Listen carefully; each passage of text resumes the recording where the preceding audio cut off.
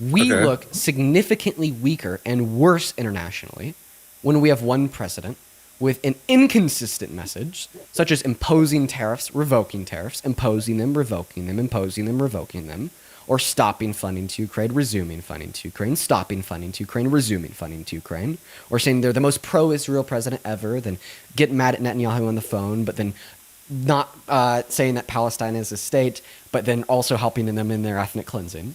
So the idea, the myth, that this country looks stronger under Donald Trump's leadership is nothing more than propaganda that exists on the American television, not in the minds, thoughts, or beliefs of anybody living outside of America or the leadership of any country that isn't America.